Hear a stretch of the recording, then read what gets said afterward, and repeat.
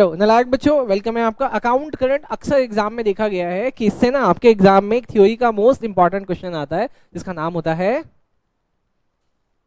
Red ink interest. Done. अपन वो भी करेंगे आज। बहुत बच्चे पढ़ते हैं लेकिन याद ही नहीं कर पाते उसको, आज मैं आपको याद करा देंगे। लेकिन उससे पहले इस चैप्टर से और कौन कौन सी थ्योरी जो इंपॉर्टेंट है वो देखो बेटा मेरे साथ, आओ जल्दी देखना। सर सबसे पहले मीनिंग क्या है सर अकाउंट करंट का?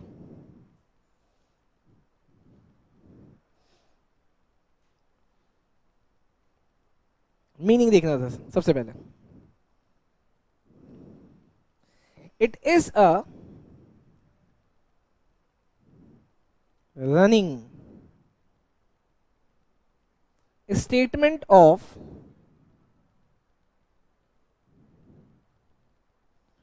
transactions between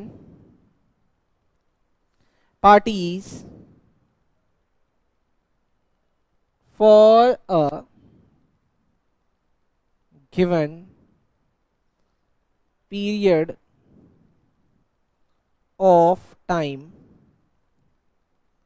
and includes interest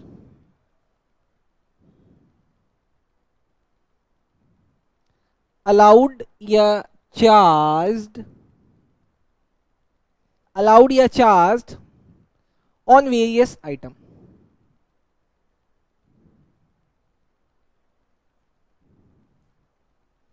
on various item. अभी देखो अगर ठीक से आपको डेफिनेशन याद हुई होगी तो अच्छी बात है, नहीं तो मेरे साथ देख लोगे तो मैं याद करा दूंगा। देखो ये क्या है सर, एक रनिंग स्टेटमेंट है। ये एक रनिंग स्टेटमेंट है जिसमें एंट्री बार बार बार बार होती रहती है, होती रहती है, होती रहती है, होती रहती है। लेकिन इसके लिए कितनी पार्टीज लगती है? Between parties.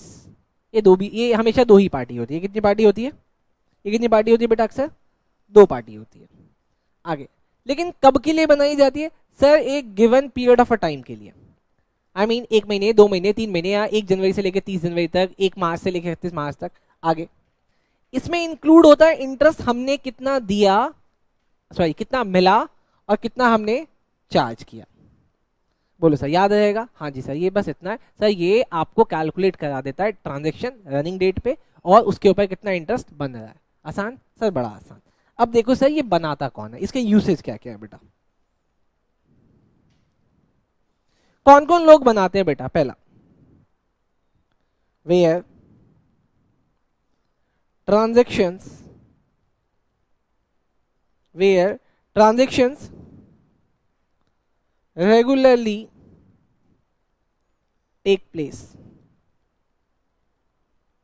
बोलो समझ आया क्या? हाँ जी सर, पक्का पक्का पक्का समझ में आया। दूसरा, कंसाइनी। ओ तेरी के, कंसाइनी बनाता है सर ये। अगर कंसाइनी बार बार माल रिसीव कर रहा है, बार बार माल बेच रहा है। डन। थर्ड, थैंक्स ब्रो, लेकिन मैडम मुझे जिम वाले ने चाय मना की हुई है। नहीं तो ये वेस्ट हो जाएगी, या कोई पिएगा इसको? हाँ पूछो, अगर कोई पी सकता है तो पिला दो उसको। थर्ड बेटा, banker and its customer। and the fourth and last, two or more person। Sir आपने तो पर बोला था दो ही, हाँ दूसरे वाले जो पार्टी के साथ इन्वॉल्व होगा। टू और more person in joint venture. Joint venture क्या होता है? पहले ना आपके फाउंडेशन में जॉइंट वेंचर था, अभी उड़ा दिया। आप ऐसे समझो, मैं और रूपा मैडम हम दोनों लोग बिल्डर हैं, लेकिन हमने एक ऐसा असाइनमेंट लिया है जो ना तो मैं अकेले कर सकता हूँ ना वो अकेले कर सकते, तो हम दोनों मिल गए उस प्रोजेक्ट के लिए, वो बिल्डिंग बना देंगे, फिर हम दोनों अलग हो जाएंगे। तो हमने जॉइंट में एक वेंचर लिया हुआ है।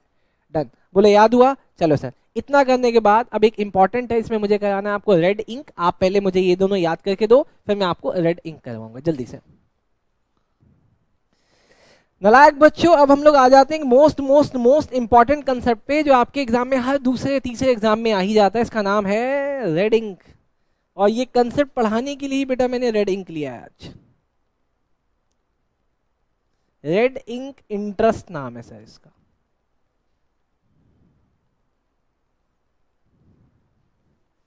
हम समझेंगे ये क्या कंसेप्ट है सर। पहले मैं समझ लेते हैं, फिर मैं आपको लिखवा देते, फिर आप समझ जाओगे, बड़ा आसान है।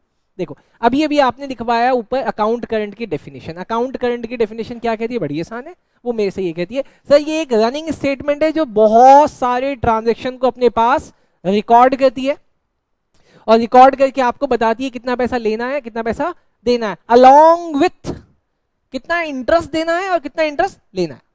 सर बड़ा आसान है।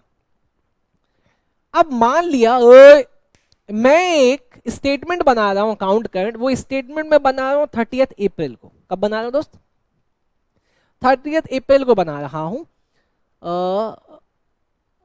नहीं 30 अप्रैल को नहीं बना रहा, नहीं तो फिर आप समझ नहीं पाओगे। आप ऐसे समझो कि आज है 1 मार्च, आज है 1 मार्च। मैं रूपा मैडम के साथ कुछ ट्रांजेक्शन करता हूं, तो मैंने रूपा मैडम से बोला मैडम पैसे कब दोगे यार, आप पैसे नहीं देते। तो कहती कि सर मैं ना आपको 31 मार्च को दे दूंगी। कब दे दूंगी, मैंने बोला देखो यार अभी ना आपका कोई 15-16 लाख रुपए ड्यू है आज की डेट में। तो कहती मुझे ये बताओ कि 31 मार्च को मुझे इंटरेस्ट विंटरेस्ट सब लगा के कितने पैसे मेरे बनेंगे। तो मैं आज 1 मार्च को इनके लिए 31 मार्च वाली स्टेटमेंट बना रहा हूं। अभी समझे क्या अकाउंट करंट कैसे बनता है। तो मैं 31 मार्च वाली इनके लिए स्टेटमेंट बना रहा हूं कि इंटरेस्ट विंटरेस्ट लगने के बाद या इंटरेस्ट अलाउड करने के बाद आपका इतना पैसा बनेगा। लेकिन इनकी कुछ पेमेंट्स ऐसी हैं जो 31 मार्च को ड्यू ही नहीं हो रही। कब ड्यू हो रही है, 31 मार्च के बाद।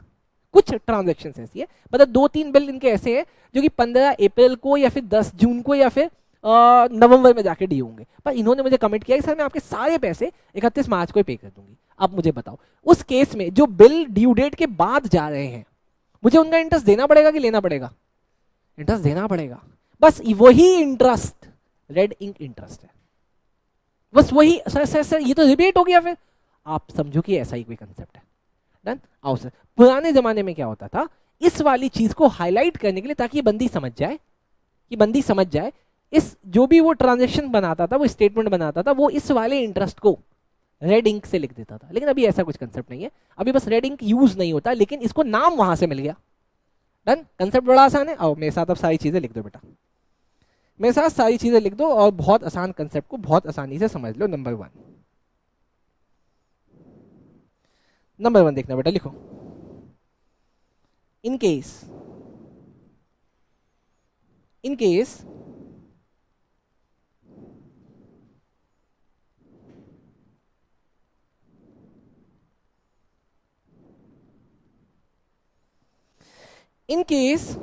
the due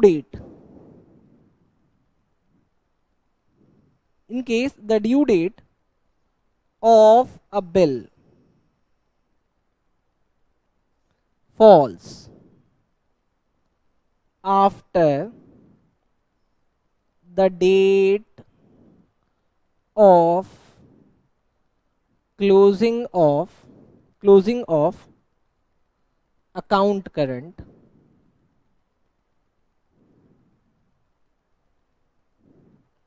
then no interest is allowed। Sir पहली बात समझ में आएगी सर, बड़ा सिंपल है, इसको समझने में कोई दिक्कत नहीं है। पॉइंट नंबर टू बेटा, इंटरेस्ट फ्रॉम द क्लोजिंग, जिस डेट को हमारा अकाउंट करंट क्लोज बना रहा है, हम जिस दिन क्लोजिंग वाला बना रहे हैं, in interest from the date of closing to such date, जिस डेट को हमारा बिल एक्सपायर हो रहा है, to such date is return in red ink in the appropriate side of the account current। अब बात समझना, अब क्योंकि रूपा मैडम ऑलरेडी कमिट कर चुकी है कि सारी पेमेंट 31 मार्च को ही कर देंगी, लेकिन ऑलरेडी इनके कुछ बिल 31 मार्च के बाद ड्यू हो रहे हैं, उसको भी ये 31 मार्च को पे कर देगी, तो मुझे इनके इंटरेस्ट को वापस करना पड़ेगा। इसीलिए मैंने क्या बोला कि अगर कोई ऐसी ट्रांजैक्शन है जिसमें मुझे इनसे पैसा लेना है, तो उसके ऊपर इंटरेस्ट भी उसी साइड में लिखना होना चाहिए। मान लिया मुझे इनसे कुछ पैसा लेना है तो ये मेरे लिए डेटर है, ये डेबिट साइड पे आ रही होंगी, लेकिन उस डेबिट साइड के इंटरेस्ट को जो मैंने कैलकुलेट किया from the closing to such date, इसको निकाल के मैंने जो एप्रोप्रिएट साइड लिखा ना, इसका मतलब अपोजिट साइड लिख दूंगा। डन। अब तीसरी बात देखो सर, अब तीसरी बात देखना बेटा, this interest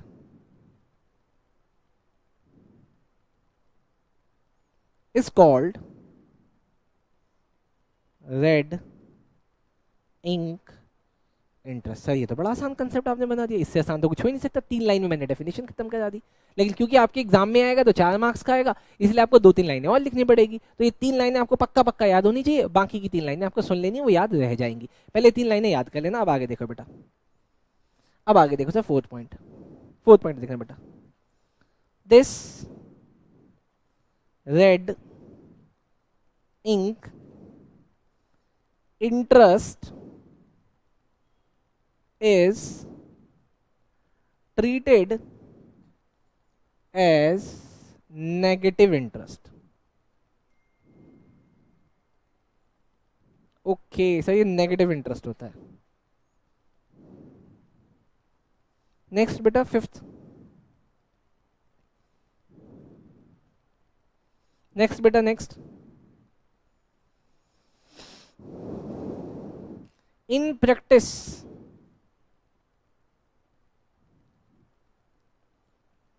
it is written through normal pen, however in past people used red ink, and from that it got its name as red ink interest। अच्छा सर, अभी समझ में आया। और क्या सर, बड़ा आसान है। लास्ट लाइन बेटा, it implies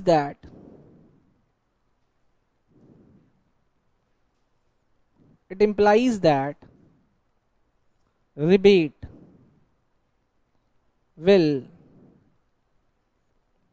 B allowed, rebate will be allowed on interest paid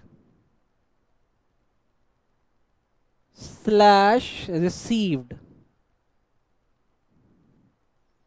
if, अब ध्यान से बेटा ये कंक्लूडिंग लाइन है, if settlement of future due transaction. समझो ना, वही वाली बात हो कि रूपा मैडम को पेमेंट कुछ करनी है जून के महीने में, लेकिन ये सेटलमेंट कर दी है मार्च में, is done on account current date.